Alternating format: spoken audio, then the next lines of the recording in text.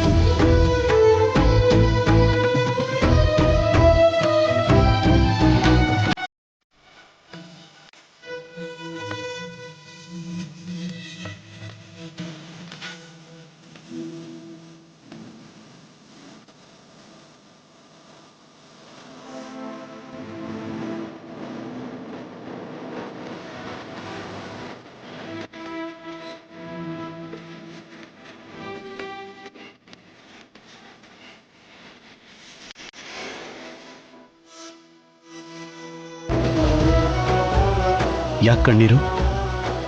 ಖರ ಇದೆಯಾ? ಇಲ್ಲ ಆಫೀಸರ್.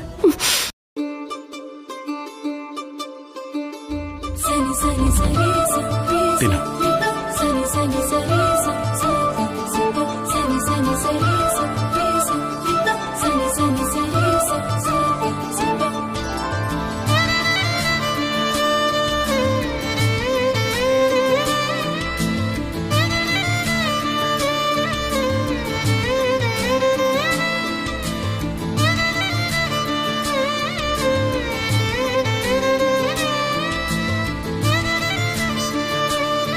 ಕಾಲಿಗೆ ಎಣ್ಣೆ ಹಚ್ತೇನೆ, ಮಲ್ಕೋ. ನೀವಾ? ಬೇಡ ಆಫೀಸರ್. ಯಾಕೆ? ಚೆನ್ನಾಗಿರಲ್ಲ ಆಫೀಸರ್. ನಿನಗೆ ಗಾಯ ಆಗಿರೋದಕ್ಕೆ ಹಚ್ತೀನಿ ಅಂತಿರೋದು. ಅಷ್ಟಕ್ಕೂ ನಿಮ್ಮಮ್ಮ ಪ್ರೀತಿಯಿಂದ ತಂದಿರೋ ಎಣ್ಣೆ ಹಚ್ಕೊಂಡ್ರೆ ಗಾಯ ವಾಸಿ ಆಗುತ್ತೆ.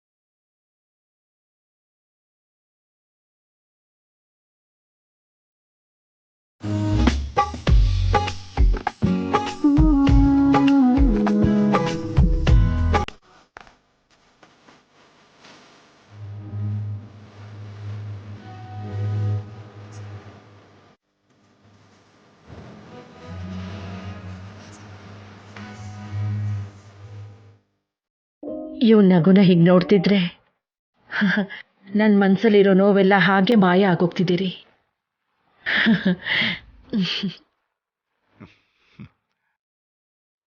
ನಿನ್ನಂಥ ಬಂಗಾರನ ನಿಮ್ಮಮ್ಮ ನೀನು ಹುಟ್ಟಿದಾಗ್ಲೇ ಹೇಗೆ ಬಿಟ್ಟು ಹೋದ್ಲು ಅಂತ ನನಗೀಗಲೂ ಅರ್ಥ ಆಗ್ತಿಲ್ಲ ಕಂದ.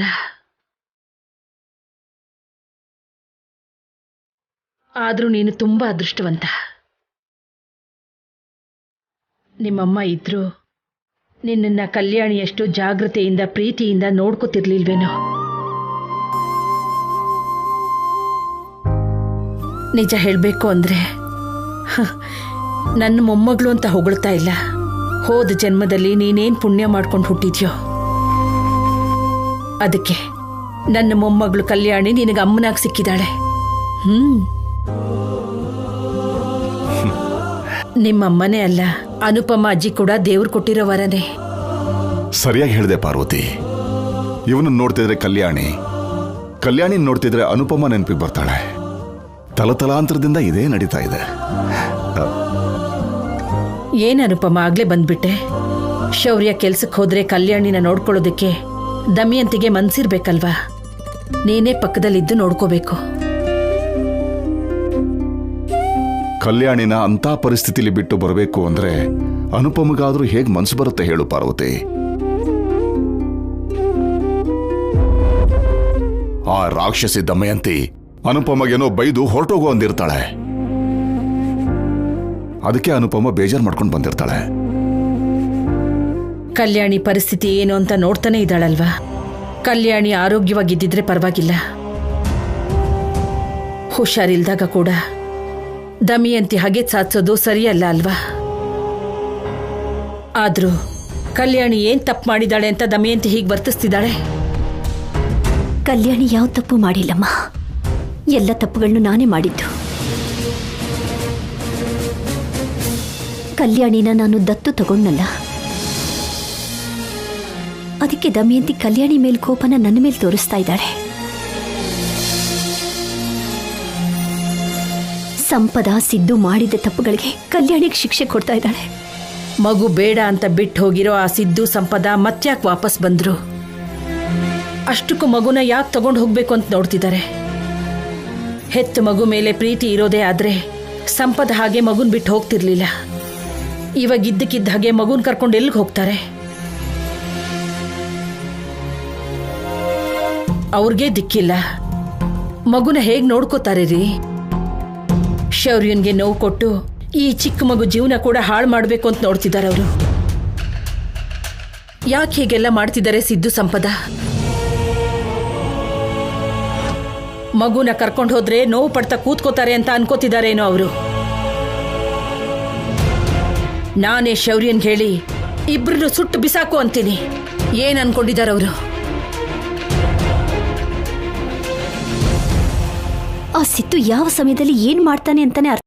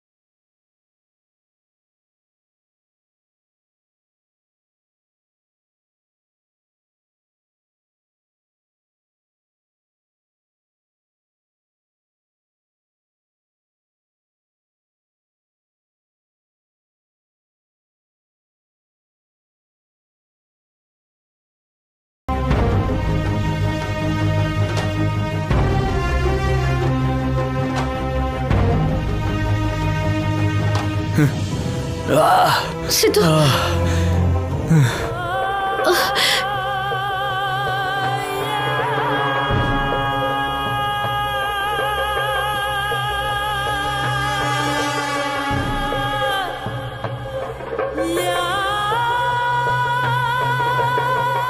ಸಿದ್ದು, ಇವಾಗ ನಾವ್ ಎಲ್ಲಿಗೆ ಹೋಗ್ತಿದ್ದೀವಿ? ರಾತ್ರಿಯಿಂದ ಈ ಕಾಡಲ್ಲೇ ಓಡಾಡ್ತಾ ಇದ್ದೀವಿ. ಎಲ್ಲಿಗೆ ಹೋಗ್ತಿದ್ದೀವಿ ಅಂತ ಕೂಡ ಅರ್ಥ ಆಗ್ತಿಲ್ಲ. ಚೆಕ್ ಪೋಸ್ಟ್ ಹತ್ರ ಕಾರ್ ನಿಲ್ಸಿದ್ವಿ ಅಂದ್ರೆ ನಾವು ಚೆಕ್ ಪೋಸ್ಟ್ ದಾಟಿ ಹೋಗಿದ್ದೀವಿ ಅಂತ ಶೌರ್ಯ ಅವರು ಅನ್ಕೋತಾರೆ. ಬಟ್ ನಾವು ದಾಟಿ ಹೋಗದೇ ಇರೋ ಪರಿಸ್ಥಿತಿ. ಅದಕ್ಕೆ ಯಾರಿಗೂ ಗೊತ್ತಾಗದೇ ಇರೋ ಪ್ಲೇಸ್ಗೆ ನಾವು ಹೋಗಬೇಕು. ಹೋಗೋ ಅಷ್ಟರಲ್ಲಿ ಹಸುವಿಂದ ಸತ್ತೋಗೋ ಥರ ಆಗಿದ್ದಿನ್ಸಿದ್ದು. ನೆನ್ನೆಯಿಂದ ಏನು ತಿಂದಿಲ್ಲ ಅಲ್ವಾ? ತುಂಬ ಹಸುವಾಗ್ತಿದೆ. ಸ್ವಲ್ಪ ಮುಂದೆ ಹೋದ್ರೆ ರೋಡ್ ಬರುತ್ತೆ ಸ್ಯಾಮ್, ಅಲ್ಲಿ ಏನಾದರೂ ಸಿಗುತ್ತೇನೋ ನೋಡೋಣ. ನಡಿ.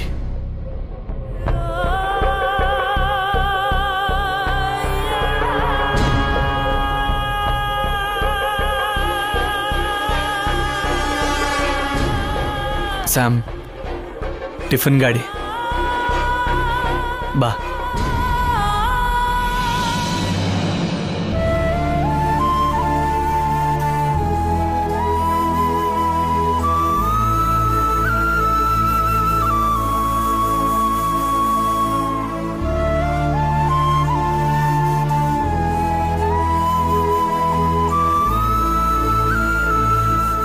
ಅಣ್ಣ 2 ಪ್ಲೇಟ್ ಇಡ್ಲಿ ಕೊಡಿ. ಆಯ್ತಪ್ಪ.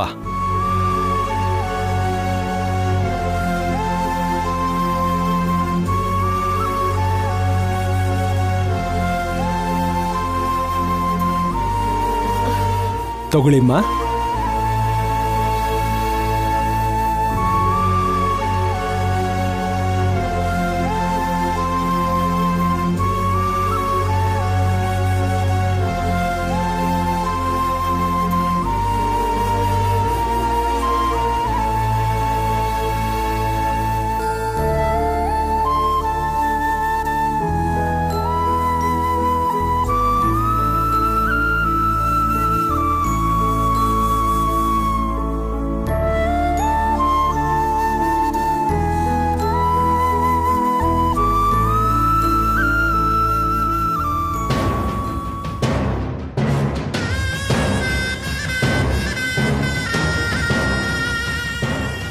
ಓ ಗಾಡ್, ಏನಾಯ್ತು ಸಿದ್ದು? ಶೌರ್ಯನಿಂದ ತಪ್ಪಿಸ್ಕೊಳ್ಳೋ ಅವಸರದಲ್ಲಿ ಫೋನ್ ಜೊತೆ ಪರ್ಸ್ನು ಮರ್ತು ಬಂದಿದ್ದೀನಿ. ಅಂದ್ರೆ ಇವಾಗ ದುಡ್ಡಿಲ್ವಾ? ಮತ್ತಿವಾಗ ಏನ್ ಮಾಡೋದು ಸಿದ್ದು? ಕಿರ್ಚ್ಬೇಡ, ಫಸ್ಟ್ ನೀನು ಫುಲ್ ತಿನ್ನು, ಏನು ಮಾಡಬೇಕು ಹೇಳ್ತೀನಿ.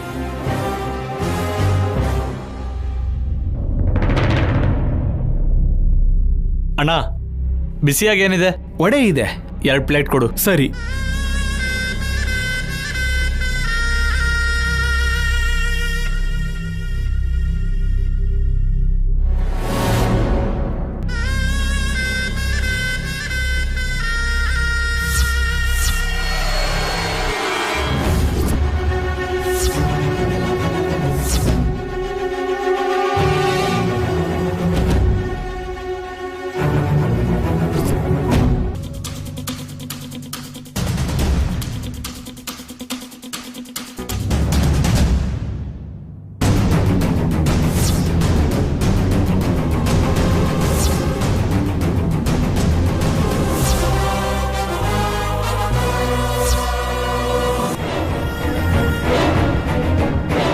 ಅಣ್ಣ, ಆ ಹುಡುಗಿ ಯಾರು ಗೊತ್ತಾ? ಗೊತ್ತಿಲ್ಲ. ಹೀರೋಯಿನ್ ಆಗೋಳು. ಹೋಗು, ಅವಳಿಗೇನ್ ಬೇಕೋ ನೋಡು. ನೋಡಿ ಅಣ್ಣ. ಸ್ವಲ್ಪ ಚಟ್ನಿ ಹಾಕೊಳ್ಳಿ ಮೇಡಮ್. ಹಾಕೊಳ್ಳಿ. ಇಲ್ಲ, ಸಾಕು ಬಿಡಿ.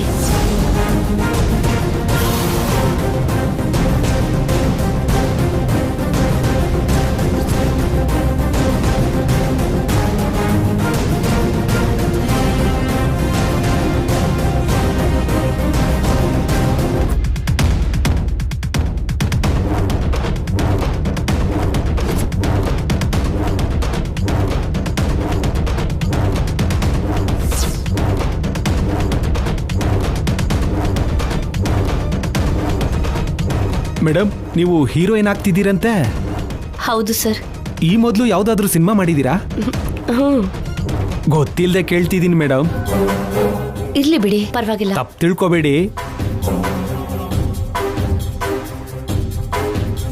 ಹಾ ಮೇಡಮ್, ಮೇಡಮ್ ನೀವು ಕೂತ್ಕೊಳ್ಳಿ, ನಾನು ಬಿಸಾಕ್ತೀನಿ. ಇಲ್ಕೊಡಿ, ಇಲ್ಕೊಡಿ.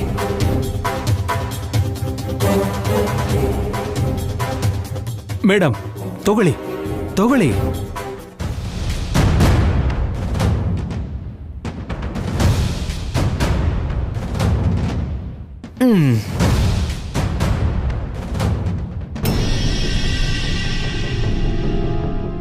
ಎಷ್ಟಾಯ್ತು? 90 ರೂಪಾಯಿ ಸರ್. ಹೌದಾ? ಫುಡ್ ಟೇಸ್ಟ್ ಚೆನ್ನಾಗಿದೆ ಅಣ್ಣ. ಈ 100 ರೂಪಾಯಿ ತಗೊಳ್ಳಿ. ಬಾ. ಸಿನಿಮಾ ಹೀರೋ ಏನಂದ್ರೆ ಇಷ್ಟು ಇರಲೇಬೇಕು. ಒಳ್ಳೆಯವ್ರು ಹಾಗಿದ್ದಾರೆ. ಒಂದು 10 ರೂಪಾಯಿ ಹೆಚ್ಚಿಗೆನೇ ಕೊಟ್ಟರು.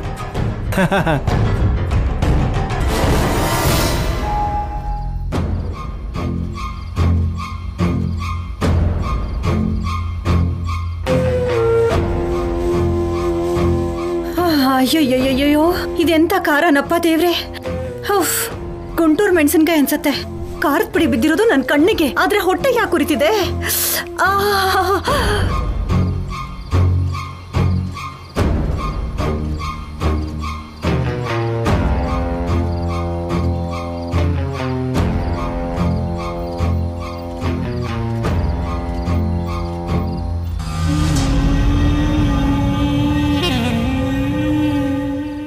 ಇತ್ತೀಚೆಗೆ ನನ್ನ ಟೈಮೇ ಸರಿಯಾಗಿಲ್ಲಪ್ಪ. ಅಪ್ಪ, ಯಾವ್ದಾದ್ರೂ ಸ್ವಾಮೀಜಿಗಳಿಗೆ ನನ್ನ ಜಾತಕನ ತೋರಿಸ್ಬೇಕು. ಮನ್ಸು ಚೆನ್ನಾಗಿದ್ರೆ ಪಂಚಭೂತಗಳು ನಮ್ಗೆ ಒಳ್ಳೇದೇ ಆಗ್ಬೇಕು ಅಂತ ಕೇಳ್ಕೊಳತ್ವೆ. ನನಗೋಸ್ಕರ ಯಾವ ಭೂತ ಯಾವ ಮನುಷ್ಯರು ಏನು ಕೇಳ್ಕೊಳ್ಳೋ ಅಗತ್ಯ ಇಲ್ಲ.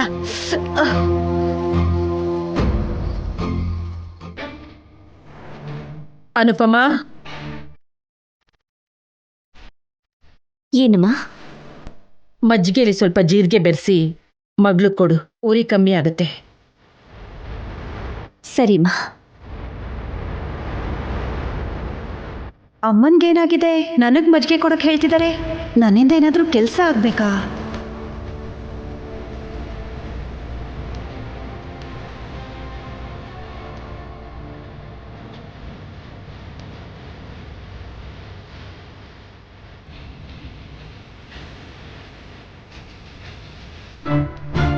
ಈ ಮಜ್ಜಿಗೆನ ಕಲ್ಯಾಣಿ ಕುಡ್ಸು. ನಾನು ಸ್ನಾನ ಮಾಡಿಸೋದಕ್ಕೆ ಬಿಸಿನೀರು ತಗೊಂಡು ಬರ್ತೀನಿ.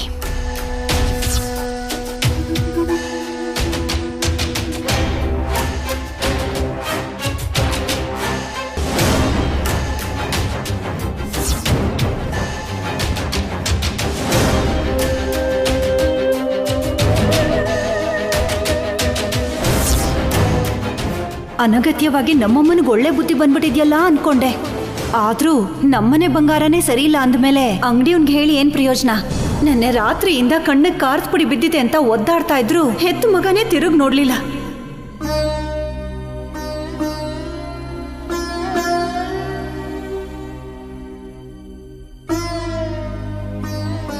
ಕಲ್ಯಾಣಿ, ಕಲ್ಯಾಣಿ,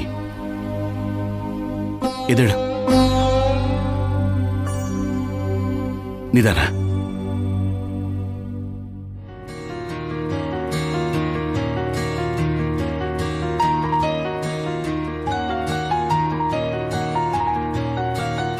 ಈ ಮಜ್ಜಿಗೆ ಕುಡಿ, ನಿಮ್ಮಮ್ಮ ಕೊಟ್ಟಿದ್ದು.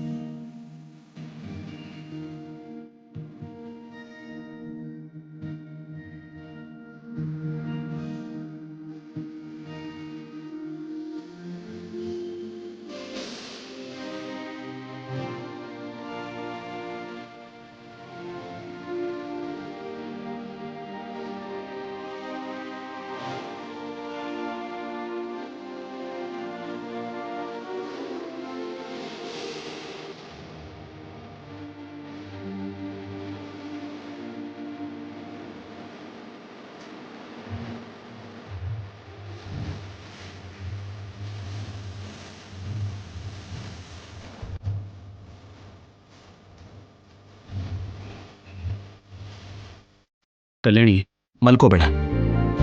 ನಿಮ್ಮಮ್ಮ ಸ್ನಾನ ಮಾಡಿಸೋದಕ್ಕೆ ನೀರು ತರ್ತೀನಿ ಅಂತ ಹೇಳಿದ್ದಾರೆ.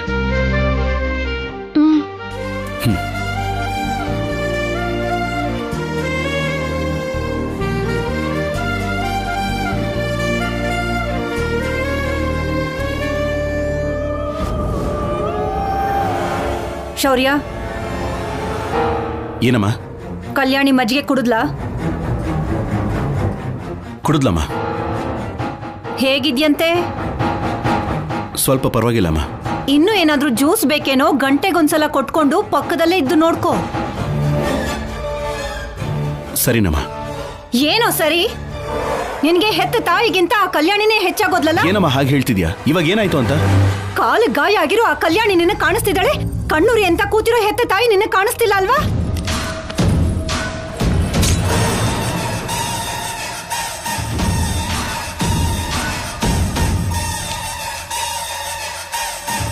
ಅಮ್ಮ, ಕಲ್ಯಾಣಿಗಾಗಿರೋ ಗಾಯಕ್ಕೂ ನಿನ್ ಕಣ್ಣಿಗೆ ಬಿದ್ದಿರೋ ಕಾರಕ್ಕೂ ವ್ಯತ್ಯಾಸ ಇಲ್ವಾ? ಸುಟ್ಟಿರೋ ಗಾಯ ವಾಸಿ ಆಗೋವರೆಗೂ ಹುಷಾರಾಗಿ ನೋಡ್ಕೊಳ್ದೇ ಇದ್ರೆ ತೊಂದರೆ ಆಗುತ್ತಲ್ವಾ? ಅದಕ್ಕೆ. ಮಹಾ ಅಂದ್ರೆ ಏನು ಆಗತ್ತೆ? ಕಾಲ್ ತೆಗಿತಾರೆ ಅಷ್ಟೇ ತಾನೆ, ಏನ್ ಸಾಯಲ್ಲ ಬಿಡು. ಅಮ್ಮ,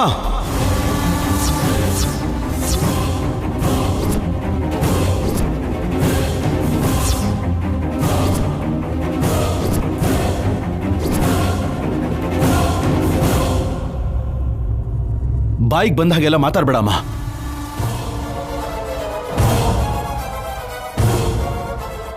ಕಲ್ಯಾಣಿ ಹಾಗೆಲ್ಲ ಕೆಂಡಿದ ಮೇಲೆ ಯಾರಿಗೋಸ್ಕರ ನಡೆದಿದ್ದು? ತನಗೋಸ್ಕರ ಅಲ್ಲ, ನನ್ನ ಮಗುಗೋಸ್ಕರನಮ್ಮ.